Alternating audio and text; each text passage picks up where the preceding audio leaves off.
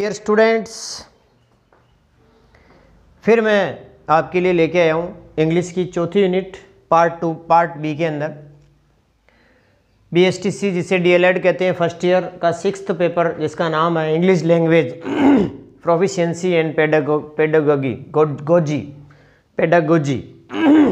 Part B unit 4 जिसका नाम है प्लानिंग एंड मटेरियल डेवलपमेंट, है ना। प्लानिंग एंड मटेरियल डेवलपमेंट ये अपना यूनिट है। इसके पहले मैंने 5 यूनिट बना दी है, आप उन सब का अध्ययन कर लें। उसमें काफ़ी कुछ अच्छा मटेरियल है।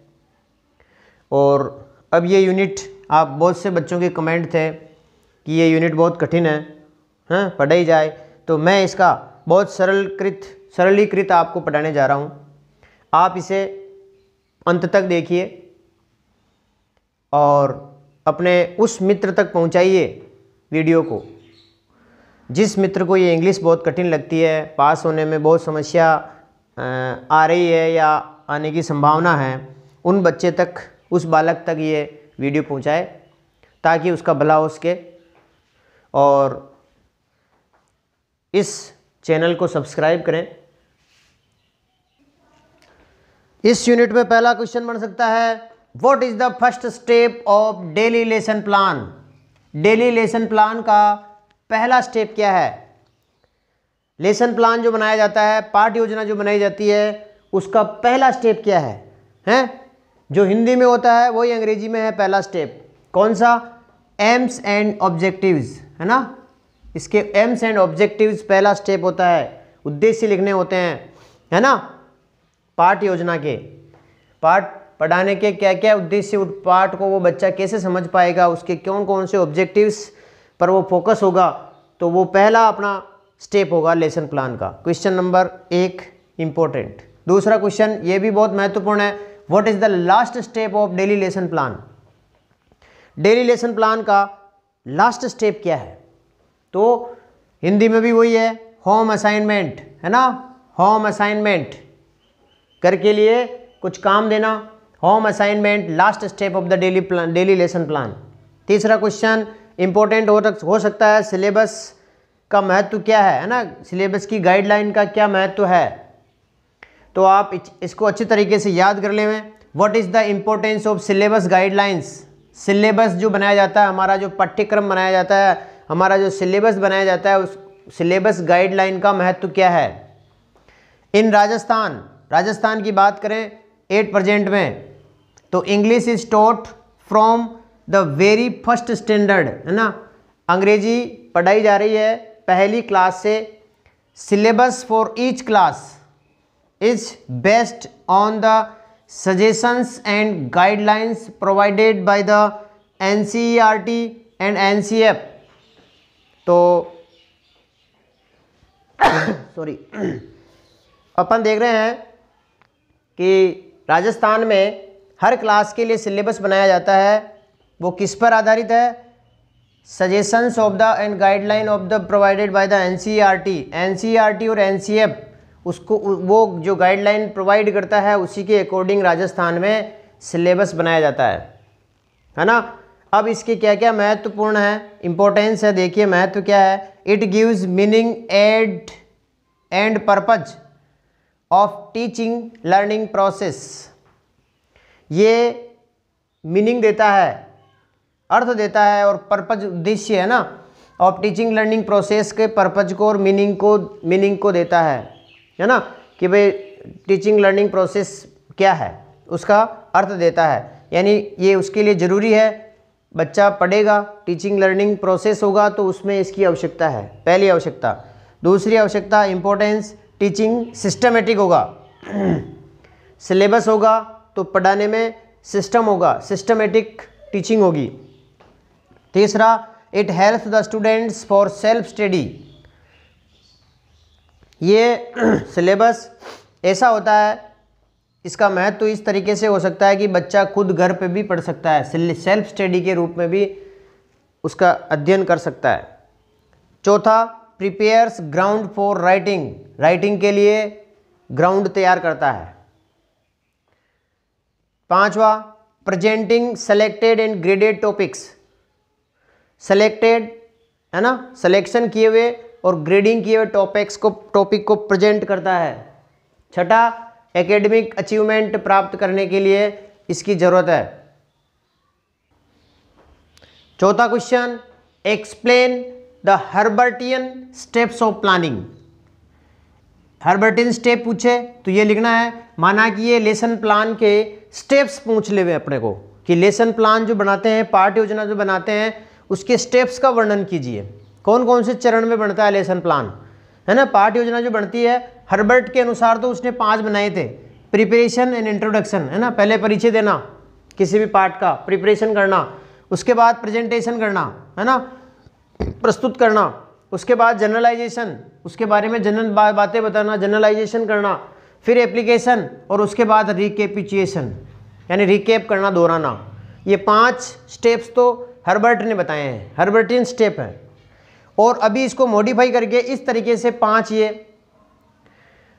Modified form of written plan, written plan का, फिर लेसन प्लान के कुछ 5 इस तरीके से स्टेप्स बताए हैं। एग्जाम में पूछ ले कि भाई write down the steps of lesson plan, है ना, तो अपने को ये 5 स्टेप्स लिखने हैं। हर्बर्ट के पूछे तो वो लिखने हैं।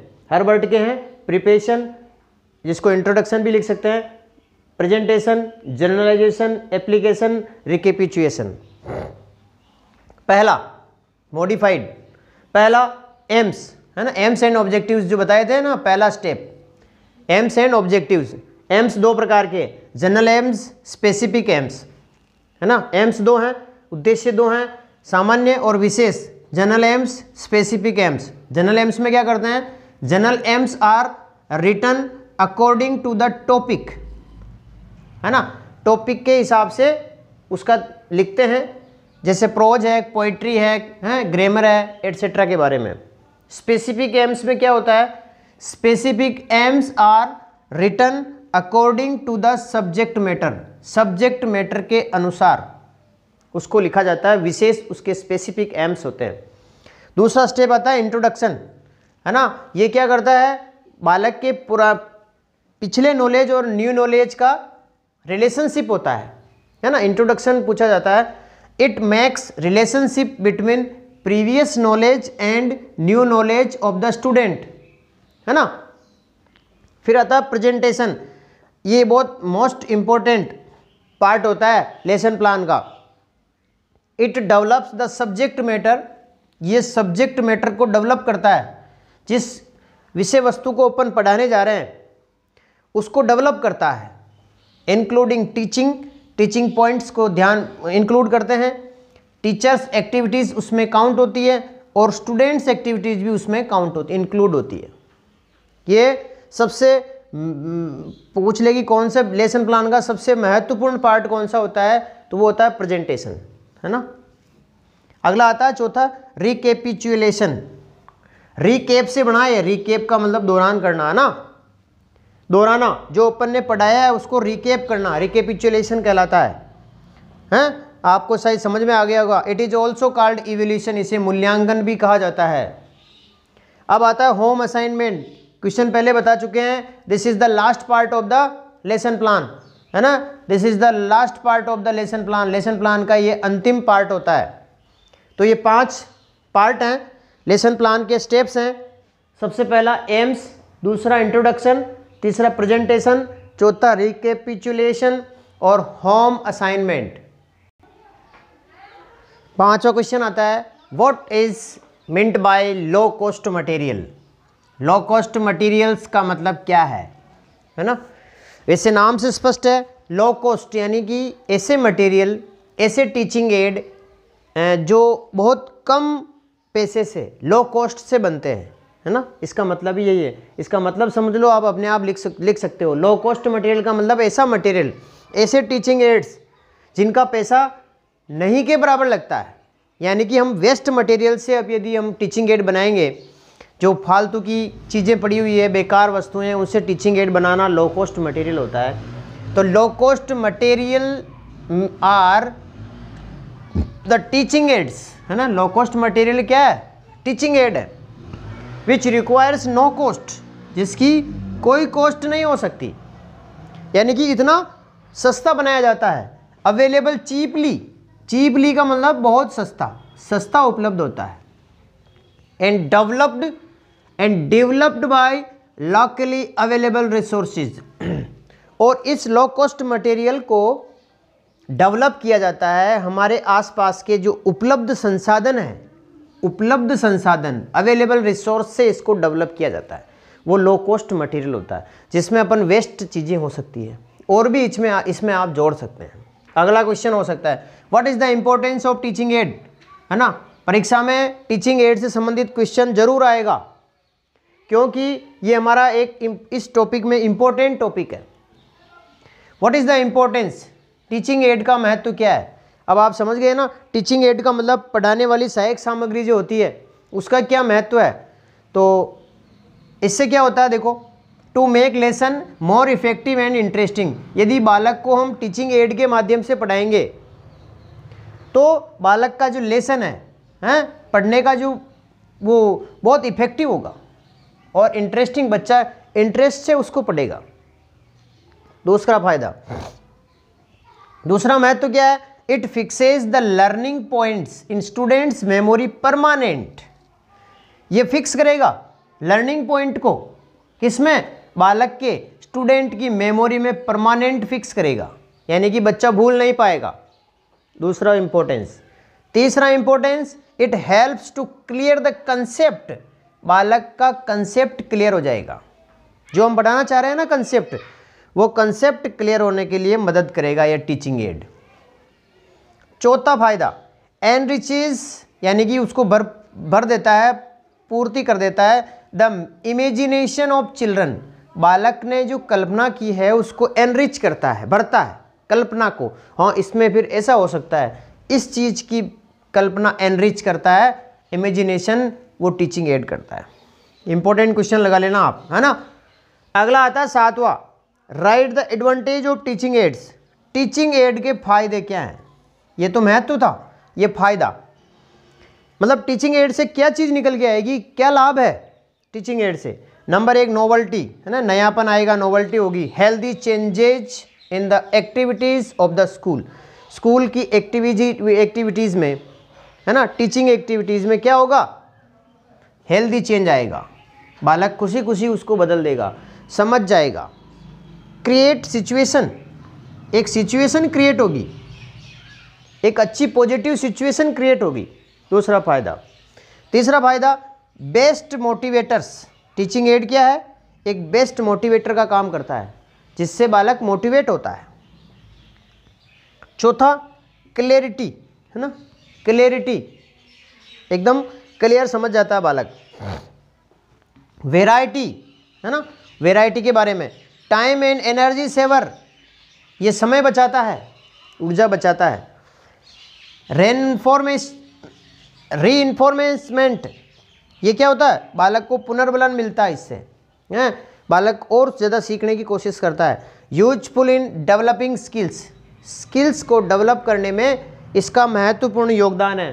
तो ये अच्छी तरह से याद कर लेना, advantage of teaching materials, teaching aids. 8वां question, very very important, what are the different types of audio visual aids. Audio visual aids के टाइप कौन कौन से हैं, इनकी डेफिनेशंस भी पूछी जा सकती है, ये कौन कौन से हैं इसके उदाहरण भी पूछे जा सकते हैं। एग्जाम में बहुत बार क्वेश्चन आया हुआ है, 2017 में भी ये क्वेश्चन आया था। तो ऑडियो एड्स नाम से स्पष्ट है, ऑडियो और वीडियो, है ना, अपन ने सुना है। ऑडियो का मतलब जिसमें केवल आवाज़ आती है, चित्र दिखाई नहीं देते हैं, ऑडियो एड्स कहलाते हैं, है ना। जैसे अपन टेप रिकॉर्डर की बात करते हैं, टेप रिकॉर्डर में केवल आवाज़ आती है। रेडियो की बात करते हैं, ये भी क्या है, ऑडियो एड्स हैं। परीक्षा में ये पूछ लेवे कि ऑडियो एड्स के उदाहरण दीजिए या उनको लिखिए, तो टेप रिकॉर्डर और रेडियो आएंगे।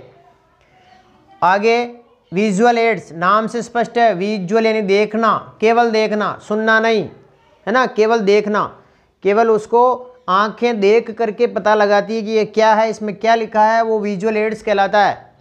जैसे ब्लैक बोर्ड पे कुछ भी चीज़ लिखी हुई हुआ है ना, green board, black board, charts, maps, pictures, drawings, models, episcope, text book, अपनी जो किताब है वो भी क्या है, विजुअल एड है। किताब एक उदाहरण है विजुअल एड का। अगला जो आता है ऑडियो विजुअल एड्स, है ना, ये तीनों हैं, दोनों हैं ऑडियो और वीडियो, है ना, यानी कि ऑडियो विजुअल एड्स हैं, ये ऐसे ऐड होते हैं जिनको देखा भी जा सकता है और सुना भी जा सकता है, जैसे video cassette player, television, film projector. मैं जो आपसे बात कर रहा हूँ, आप उस वीडियो को देखोगे, वो क्या हो गया, ऑडियो विजुअल एड्स हो गया। समझ में आ गई? शायद मेरे को लगता है आपका कंसेप्ट क्लियर हो गया होगा। आगे चलते हैं 90वें क्वेश्चन में। Prepare a daily lesson plan, daily teaching plan for any class और एनी टॉपिक। किसी भी टॉपिक पर आप एक लेसन प्लान का निर्माण कीजिए। बहुत बार क्वेश्चन आया हुआ है, आप इसको पूरी तरीके से अपने बार बार लिख करके कोशिश कर ले में, बार बार लिख करके याद कर ले में, ये क्वेश्चन आने के पूरे चांसेस हैं। डेली टीचिंग प्लान भी कह सकते हैं, इसको लेसन प्लान भी कह सकते हैं, है ना। लेसन प्लान का प्रारूप देखिए, सबसे पहले नाम लिखा जाता है, फिर सब्जेक्ट, है ना, किसी छात्राध्यापक छात्राध्यापिका का नाम होता है ऊपर ही ऊपर, फिर सब्जेक्ट होता है। नाम की वैसे ज़रूरत भी नहीं है, भले कोई दिक्कत नहीं है, आपकी किताबों में इसमें लिखा हुआ नहीं है। सब्जेक्ट आता है, क्लास आता है, जैसे अपन 6ठी लगा लेते हैं, 7वीं लगा देते हैं। सब्जेक्ट कोई सा भी लगा लेते हैं, हिंदी इंग्लिश कोई भी सब्जेक्ट लगा सकते हैं अपन। टॉपिक हो सकता है अपना, जैसे उदाहरण के लिए पंच परमेश्वर, आप और भी कुछ इसमें उदाहरण के रूप में अपना लेसन प्लान बना सकते हैं। सबसे पहले अपना पहला जो अपन ने पढ़ा था लेसन प्लान की first step, AIIMS and objectives लिखा जाता है। लेसन प्लान का फर्स्ट स्टेप, ये क्वेश्चन भी है, एम्स एंड ऑब्जेक्टिव्स, क्या उद्देश्य है इस पार्ट को पढ़ाने का बच्चों के लिए, वो होता है एम्स एंड ऑब्जेक्टिव्स। तो क्या उद्देश्य है भाई इस पार्ट को पढ़ाने का टीचर का?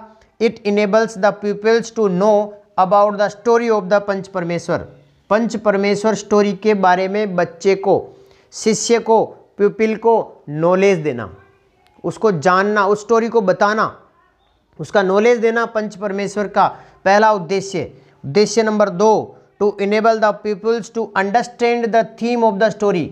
स्टोरी की थीम समझाना है कि ये बेसिक किस थीम पर डिपेंड है।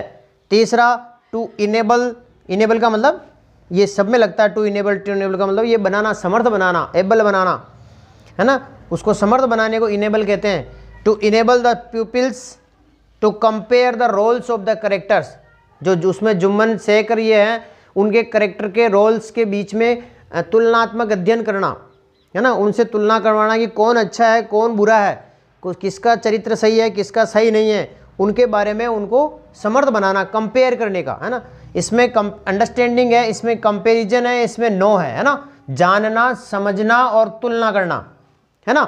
जानना, सबसे पहले इस स्टोरी के बारे में जानेगा, तो तुम लिखोगे to enable the students to know about the story of Panch Parmeshwar. ये तो आपको सरल है, कोई सा भी टॉपिक बनाओ, ये चीज़ अपने को लिखनी है कि बच्चे को उसके बारे में जानकारी देना, उसके बाद उस बच्चे को अंडरस्टैंड करवाना, है ना। छोटे छोटे टॉपिक जो तुम्हें वो समझ में आएंगे, शायद इससे बहुत बढ़िया लेसन प्लान समझ में आ जाएगा आपके। बच्चे को समझाना स्टोरी के बारे में, किसके बारे में, थीम की, थीम क्या है, उस स्टोरी की मेन थीम क्या है उसके बारे में समझाना। तीसरा, to enable the peoples to compare, है ना, उसके बारे में उसमें कौन कौन से करेक्टर्स हैं उनको कंपेयर करवाना। बच्चे में तुलनात्मक अध्ययन की क्षमता आनी चाहिए। चौथा आता है to support, to enable the peoples to support truth. उसमें जो मेन थीम है सच्चाई, जस्टिस, है ना, न्याय और ऑनेस्टी जो है, ईमानदारी, उसके बारे में बच्चों को सपोर्ट करना और वो उसको समझ पाएंगे। ये मेन एम एंड ऑब्जेक्टिव्स हैं। अब लेसन प्लान का नीचे का जो प्रारूप आता है, एम्स एंड ऑब्जेक्टिव्स के बाद में प्रेजेंटेशन। ये मैंने कहा था ना पहले, अपन ने इसमें पहले पिछले क्वेश्चंस में पढ़ा था कि प्रेजेंटेशन इसका मेन हार्ट होता है। मेन जो बात होती है पूरे लेसन की वो प्रेजेंटेशन में होती है। तो सबसे पहले ये पॉइंट बना लीजिए आप कि भाई टीचिंग पॉइंट क्या क्या पढ़ा रहे हैं अपन। ये पॉइंट बना लीजिए कि भाई स्पेस से स्पेसेस तक यहाँ तक पढ़ा रहे हैं अपन, ये टीचिंग पॉइंट हो गया अपना। फिर एक्शन प्लान क्या क्या हो रहा है, तो एक्शन प्लान को आप याद कर लें, ऐसे तो याद नहीं होगा, हैं। सबसे पहले याद कर ले, मॉडल रीडिंग होती है। किसी भी किताब टेक्स्ट बुक को पढ़ाते हैं, प्रोज को पढ़ाते हैं, गद्य को पढ़ाते हैं, तो पहले मॉडल रीडिंग होती है। कि मॉडल रीडिंग कौन करता है? Model reading by teacher. ये इतना याद कर लो कि भाई model reading by teacher. And आगे आता है रीडिंग बाय द स्टूडेंट। उसके बाद पहले टीचर पढ़ेगा, फिर स्टूडेंट पढ़ेगा, फिर कुछ मीनिंग लिखा जाएगा और फिर साइलेंट रीडिंग होगी। ऐसे चरण याद कर लीजिएगा आप तो याद हो जाएगा। पहले मॉडल रीडिंग होती है, teacher will read the passage. Teacher will read the passage, passage को टीचर पढ़ेगा लाउडली एंड, इसको तो पूरा याद कर ले मैं, loudly and clearly with correct pronunciation, stress and intonation. ये तो बहुत बार काम आएगा इस इंग्लिश के अंदर। तो टीचर क्या करेगा? लाउडली एंड क्लियरली पढ़ेगा, है ना। तेज लाउडली इसलिए कहा जाता है कि हर बच्चा सुने, अंतिम बच्चा जो क्लास में बैठा वो भी सुने, इसलिए लाउडली कहा जाता है। क्लियरली का मतलब साफ साफ, है ना। पैसेज को साफ और तेज आवाज़ के साथ सुनाए, पढ़े, विथ करेक्ट प्रोनाउंसिएशन, एक अच्छे उच्चारण के साथ, है ना, दबाव, स्ट्रेस और इंटोनेशन के साथ, है ना। पढ़ने का जो उतार चढ़ाव होता है, स्ट्रेस दबाव के साथ, किस शब्द को किस तरीके से दबाव देके बोलना है, तो ये याद कर लेना। Teacher will read the passage loudly and clearly with correct pronunciation, stress and intonation. फिर क्या होगा? जब टीचर पढ़ेगा तो बालक क्या करेंगे? सुनेंगे, हैं, बिना किसी आवाज़ की अटेंशनली होकर सुनेंगे। तो ये तो स्वाभाविक, आप सब जानते ही हो। द स्टूडेंट्स विल लिसन, सुनेंगे with great attention and care, great attention के साथ और केयर के साथ सुनेंगे कि हमारे जो गुरुजी वो कहाँ पढ़ा रहे हैं। मॉडल रीडिंग, केवल ये भी प्रश्न आ सकता है कि व्हाट इज़ मॉडल रीडिंग, इसके बारे में आप लिख सकते हैं कि भाई मॉडल रीडिंग बाय टीचर, और इसमें बच्चे ऐसा करते हैं, ये आप समझ लेना। अगला आता है रीडिंग। और इस समय क्या होता है? टीचिंग एड क्या होता है? जब टीचर पढ़ा रहा होता है तो टीचिंग एड होता है टेक्स्ट बुक। टीचिंग एड अपन ने पढ़े थे ना, ऑडियो वीडियो, हैं, तो ये वीडियो विजुअल एड्स हैं। किताब ध्यान में रखिएगा तो ये उसका टीचिंग एड हो गया, हैं। फिर बच्चा जब पढ़ेगा तो भी टीचिंग एड क्या हो जाएगा? टेक्स्ट बुक हो जाएगी, उसकी किताब हो जाएगी। फिर देखो रीडिंग बाय द स्टूडेंट, जब गुरुजी ने पढ़ लिया, टीचर ने पढ़ लिया, तो अब बच्चों का नंबर है, बच्चे पढ़ेंगे, ये अपने आप याद हो जाएगा आपको। रीडिंग बाय द स्टूडेंट, अब बच्चा पढ़ेगा उस पाठ को, उस गद्यांश को, उस पैसेज को। The teacher will ask the student, और गुरुजी पूछेंगे भाई तू पढ़, भाई तेरे को पढ़ना, 2 या 3 बच्चों को वो पढ़ाएगा, पूछेगा। To read the passage loudly, वही loudly and clearly, stress and intonation, है ना। द स्टूडेंट विल रीड, जब गुरुजी कहेंगे तो बच्चे पढ़ेगा। Will read loudly and clearly with proper stress, pronunciation, intonation. देखो फिर आ गया ये, with proper stress, intonation, clearly, loudly and intonation के साथ बच्चा पढ़ेगा। उसमें भी क्या होगा? टेक्स्ट बुक अपनी टीचिंग एड होगा, उससे फिर ये पढ़ लेगा, कुछ मीनिंग बताएंगे, तो इधर प्रश्न बाद में आएंगे, है ना। Questions, Jumman and Algu were tick out, friend थे, स्ट्रेंजर थे, एनिमी थे, उसको ऑब्जेक्टिव टाइप क्वेश्चन आ जाएगा। दूसरा question, the old aunt gave her property to, Algu को जुम्मन से, जुम्मन की पत्नी को, विलेज को या जुम्मन को, है ना। ये फिर एक टिक मार्क लगाना है। Both the Jumman and his wife were selfish, वो थे क्या, हैं, येस और नो में जवाब देना। ये इधर अपना इवैल्यूएशन मूल्यांकन हो जाएगा। अब इसी में प्रेजेंटेशन के बाद, प्रेजेंटेशन में आ रहा है एक्सपोजिशन एंड एक्सप्लेनेशन। फिर कुछ टिपिकल वर्ड्स इसमें लिखे जाते हैं, मीनिंग लिखे जाते हैं, जैसे वर्ड है, ये मीनिंग है, ये तो शब्द है, फिर इसका प्रोनाउंसिएशन है, इधर मीनिंग है, उसका अर्थ क्या हो रहा है। जैसे प्रॉपर्टी है, प्रॉपर्टी का मतलब संपत्ति, जायदाद है। इसमें लुक आफ्टर का मतलब देखभाल करना। फ्रेंड्स मीन्स मित्र, और भी इसमें कुछ आप अपने हिसाब से भी लिख सकते हैं। तो ये 3 प्रेजेंटेशन के अपन स्टेप्स देखे हैं। आगे अगला इस प्रेजेंटेशन में आता है साइलेंट रीडिंग। चौथा साइलेंट रीडिंग, नाम से स्पष्ट है, चुपचाप पढ़ना, लेकिन इसमें याद रखना होठ भी नहीं हिलते हैं। साइलेंट रीडिंग में क्या होता है? बच्चे, और साइलेंट रीडिंग कौन करते हैं? बच्चे करते हैं। बच्चे मनन करना, यानी उसमें साइलेंट रीडिंग की खासियत होती है कि इसमें विदाउट मूविंग देयर लिप्स, उनके लिप्स भी नहीं हिलते हैं। अब देखो, अब समझ में आ जाएगा आपके। The teacher will ask student to read the passage silently. Teacher बच्चों को कहेगा पैसेज पढ़ने के लिए साइलेंटली, चुपचाप, बिना किसी, विदाउट मेकिंग एनी साउंड, बिना आवाज़ किए उसको पढ़ना पैसेज को, और मूविंग देयर लिप्स, और वहाँ उनको होठ भी नहीं हिलाने हैं। यानी इतना इसमें स्ट्रिक्टली साइलेंट रीडिंग होता है कि चुपचाप। और वो कौन करते हैं? Silent reading by student, model reading by teacher, पहले पढ़ चुके हैं अपन। The student will read the lesson silently without making any sound. जैसे टीचर ये कहेगा, बच्चे क्या करेंगे? इसका फॉलो करेंगे। यहाँ टीचर बोलेगा, यहाँ बच्चे फॉलो करेंगे। विदाउट मेकिंग एनी साउंड और मेकिंग देयर लिप्स। फिर आता है कॉम्प्रीहेंशन टेस्टिंग, फिर टेस्टिंग का नंबर आता है। इस साइलेंट रीडिंग में भी टेक्स्ट बुक से ही काम आएगी, अपनी टीचिंग एड यही रहेगा। इधर कॉम्प्रीहेंशन एंड टेस्टिंग की बात करते हैं तो एक क्वेश्चन 5-4 प्रश्न इसमें पूछे जाते हैं, 4-5 प्रश्न। तो जैसे हु वाज जिम्मन, यानी कि ये इवोल्यूशन हो गया, ये एक बच्चे की टेस्टिंग हो गई। ये ब्लैक बोर्ड पर है ना, चौक डस्टर, इसमें अपने टीचिंग एड होते हैं। हु वाज जुम्मन शेख कौन था? अलगू का दोस्त था। बच्चों से पूछेंगे तो उससे टीचर को पता चलेगा कि भाई मैंने जो पढ़ाया है वो बच्चा सही तरीके से पढ़ पाया है। Where did the aunt go for justice, aunt जो थी, चाची थी, वो जस्टिस मांगने कहाँ गई थी? तो पंचायत में गई थी, बच्चे बोलेंगे। ऐसे 4-5 प्रश्न बना लेंगे। फिर आता है लाउड रीडिंग अगेन, है ना, बाय टीचर फिर से एक बार और रीडिंग करेगा कि बच्चा फिर से समझ जाए। हाँ, इसमें टेक्स्ट बुक होगी अपनी teaching aid. Once more teacher will read the passage loudly and clearly, फिर पढ़ेगा।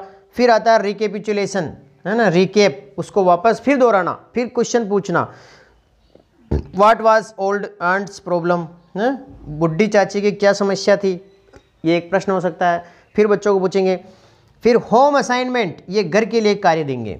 ये लास्ट स्टेप, पहले ये क्वेश्चन अपन ने देखा था कि last step of the lesson plan, lesson plan की लास्ट स्टेप है होम असाइनमेंट, होमवर्क देना बच्चों को।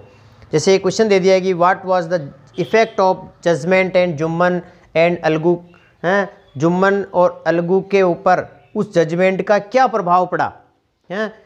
तो ये एक अपना होम असाइनमेंट हो गया। फिर इसके बाद सिग्नेचर कर देगा छात्र, अध्यापक, पीपल, टीचर, और ये अपना लेसन प्लान ख़त्म होता है।